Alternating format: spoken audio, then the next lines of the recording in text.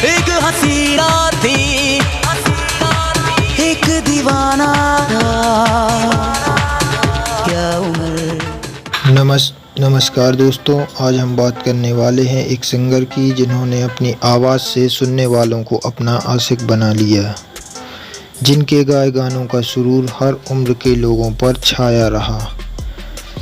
तो वहीं इनके कंपोज किए म्यूजिक ने बॉलीवुड म्यूजिक इंडस्ट्री को अपलिफ्ट करने का काम किया। तो वहीं इनके गाने टैक्सी, बस, कार, गली मोहल्ले हर जगह रिपीट मोड पर बजते रहे।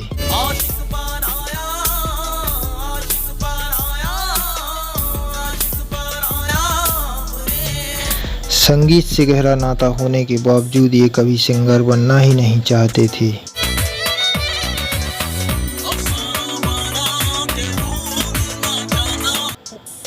उन्होंने 21 साल की उम्र में शादी कर ली। फिर बेटे के बड़े होने के बाद पत्नी को छोड़कर अपनी गर्लफ्रेंड से दूसरी शादी कर ली।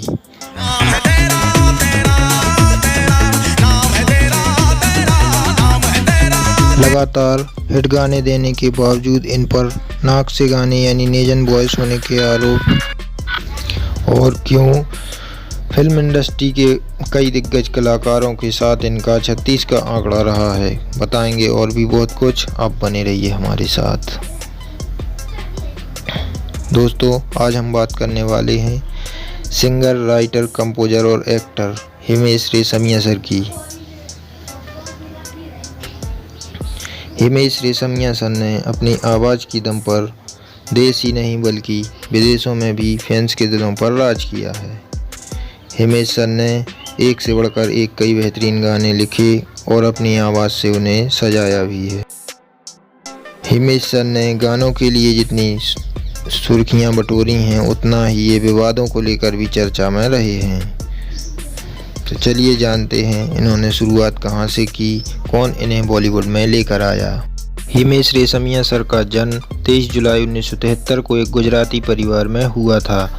इनके पिता विपिन रेशमिया मशहूर संगीत निर्देशक रहे। बड़े होने के बाद हिमेश सर ने टीवी पर अंदाज, अमन, आशिकी, अमर प्रेम और जान जैसी टीवी श्रृंखलाओं का निर्माण शुरू किया। और इसी दौरान 1990 के दशक में हिमेश सर के पिता सलमान खान के साथ मिलकर एक फिल्म बनाने वाले थे। किसी कारण से इसका प्रोडक्शन बीच में ही रुक गया।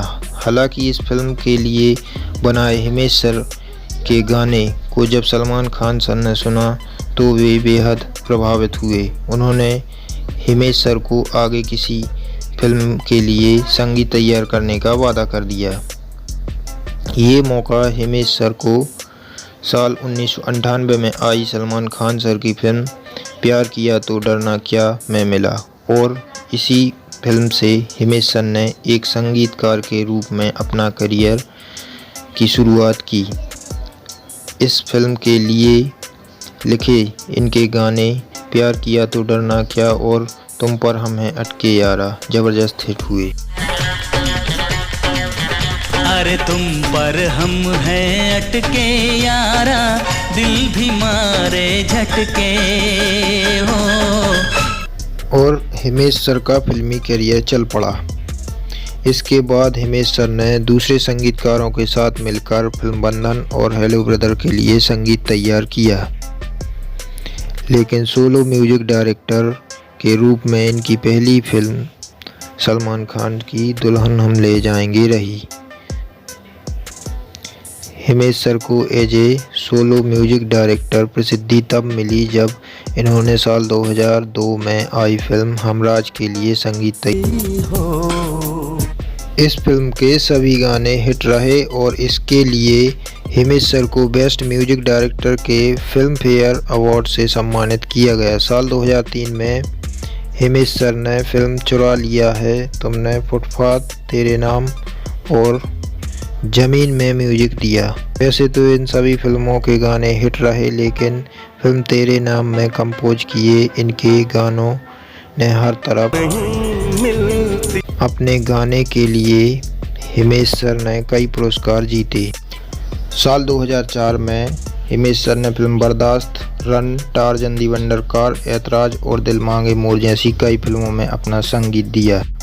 साल 2005 में आई फिल्म आशिक बनाया आपने में म्यूजिक कंपोज के साथ ही सिंगिंग में भी हाथ आजमाया और इस फिल्म के 3 गानों में अपनी आवाज़ दी, दिल लगी में और आपकी कशिश, और फिल्म का टाइटल सॉन्ग आशिक बनाया आपने। फिल्म में इनके गानों में हिमेश सर को साल के best male playback singer film fair, IIFA और जी सिने अवार्ड से सम्मानित किया गया। इसके बाद एज ए प्लेबैक सिंगर भी हिमेश सर का करियर चल पड़ा और साल 2006 में इन्होंने अक्सर, हमको दीवाना कर गए, 36 चाइना टाउन, फिर हेरा फेरी, दिल दिया है, आपकी खातिर समेत 12 फिल्मों को म्यूजिक देने के साथ ही इनके गानों में अपनी आवाज़ दी। वैसे तो इन सभी फिल्मों में गाए हिमेश सर के सभी गाने हिट रहे, लेकिन इनमें अक्सर और दिल दिया है के गाने लोगों की जुबां पर छा गए। साल 2007 में जहां इन्होंने नमस्ते लंदन, फुल एंड फाइनल, अपने और वेलकम जैसी फिल्मों को संगीत कर इनके गानों में अपनी आवाज़ से 4 चांद लगा दिए, तो वहीं इसी साल इन्होंने फिल्म आपका सुरूर से एक्टिंग करियर की भी शुरुआत की। ये एक म्यूजिकल रोमांटिक फिल्म रही और बताया गया कि इस फिल्म की कहानी हिमेश सर की जीवनी पर ही आधारित थी। साल 2008 के बाद जहां हिमेश सर ने फिल्म कर्ज, रेडियो, कजरारे और खिलाड़ी 786 जैसी फिल्मों में गाने के साथ साथ एक्टिंग करते नजर आए और इसके साथ इन्होंने दूसरी फिल्मों में एज अ सिंगर और म्यूजिक डायरेक्टर अपने काम को जारी रखा। साल 2012 में आई फिल्म बोल बच्चन सन ऑफ सरदार में गाए इनके गाने एक बार फिर सुपरहिट रहे। इसके बाद साल 2014 में फिल्म एक्शन जैक्सन और साल 2016 में तेरा सुरूर के गाने भी हिट रहे।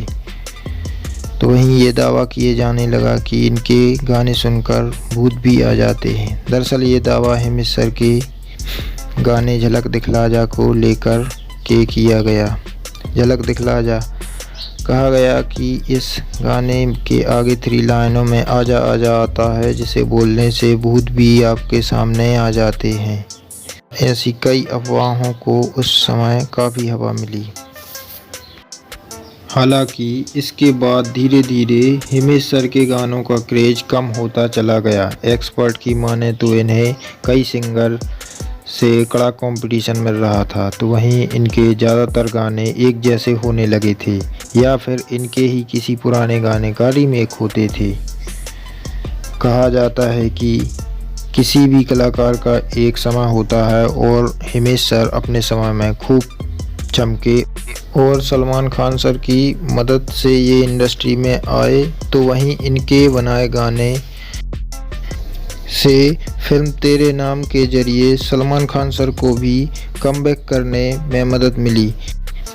वहीं इमरान हाशमी सर के साथ भी इनकी जोड़ी बेहद कामयाब रही। आशिक बनाया आपने और आपकी कशिश, ये गाने इतने हिट हुए कि इन्होंने हिमेश सर के साथ ही इमरान हाशमी सर के करियर को सफल बनाने में महत्वपूर्ण भूमिका निभाई। म्यूजिक, एक्टिंग और सिंगिंग के अलावा हिमेश सर ने निजी ज़िंदगी को लेकर भी खूब चर्चा में रहे और फिल्म इंडस्ट्री में कई लोगों के साथ इनका गहरा विवाद भी रहा। सबसे पहले इनकी दूसरी शादी पर विवाद हुआ। बताया जाता है कि हिमेश सर ने साल 1995 में कोमल से शादी की थी। हालांकि शादीशुदा होते हुए भी हिमेश सर टीवी पर एक्ट्रेस सोनिया के प्यार में पड़ चुके थे। रिपोर्ट्स की माने तो टीवी इंडस्ट्री में कई सीरियल में काम कर चुकी सोनिया हिमेश की पहली पत्नी कोमल की दोस्त रहीं।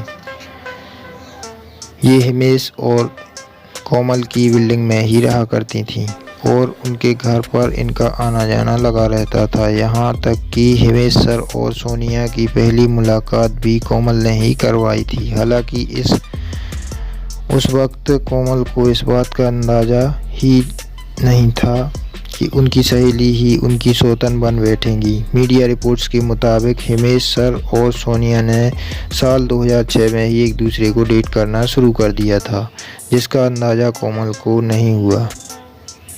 सोनिया के प्यार में हिमेश सर इस कदर पागल हुए कि इन्होंने अपनी 22 साल पुरानी शादी को तोड़ने का फैसला कर लिया। साल 2017 में अपनी शादीशुदा ज़िंदगी को ख़त्म करते हुए हिमेश सर ने कोमल को तलाक दे दिया, जिसके बाद 11 मई 2018 को दोनों ने शादी कर ली, जिसमें सिर्फ परिवार के सदस्य और कुछ दोस्तों को बुलाया गया था।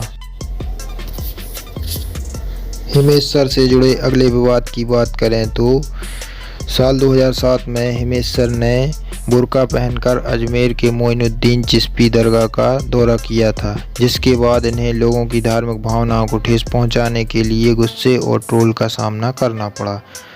बाद में हिमेश सर ने पूरे मामले में सफाई देते हुए कहा कि ऐसा उन्होंने प्रशंसकों से बचने के लिए किया था। हालांकि हिमेश सर ने माफ़ी मांगने के बाद ये मामला ठंडा हो गया। हिमेश सर का विवाद बॉलीवुड म्यूजिक इंडस्ट्री के pop singer Sonu Nigam sir के साथ भी हो चुका है। एक बार हिमेश सर ने सोनू निगम सर के लिए ये कह दिया कि ये जानते हैं कि सोनू निगम कौन है, वो छोटे स्टेज पर जाते हैं। हालांकि इस पर जवाब देते हुए सोनू सर ने कहा कि हिमेश पागल हो गए हैं और हिमेश के साथ उनकी तुलना मजाक और अपमान बताया जाता है कि इनका विवाद काफ़ी लंबा चला।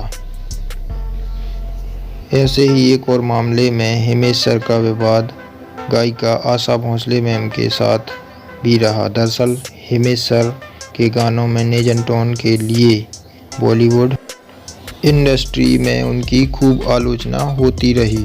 एक कॉन्सर्ट के दौरान इनके नाक से गाने की बात बढ़ गई तो इन्होंने R.D. बर्मन और कई बड़े कलाकारों का नाम लेते हुए कहा कि इंडस्ट्री के महान कलाकार भी तो नाक से गाते थे, लेकिन इनके बारे में कोई क्यों बात नहीं करता। इस पर आशा भोसले मैम ने जवाब देते हुए कहा कि ये बात सुनकर उन्हें हिमेश सर को थप्पड़ मारने का मन कर रहा है। हालांकि विवाद बढ़ता हुआ देख हिमेश सर ने इस मामले में सफाई देते हुए कहा कि इनका इरादा R.D. बर्मन पर सवाल खड़े करना नहीं था, बल्कि इनका मतलब इस बात से था कि कभी बर्मन साहब की गायकी पर सवाल नहीं उठे।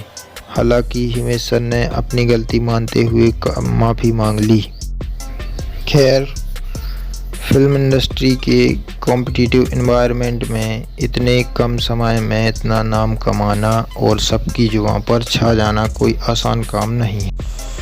दोस्तों, ये थी life story Himesh Reshammiya sir की। वीडियो पसंद आए तो लाइक करें, चैनल को सब्सक्राइब जरूर से कर लें।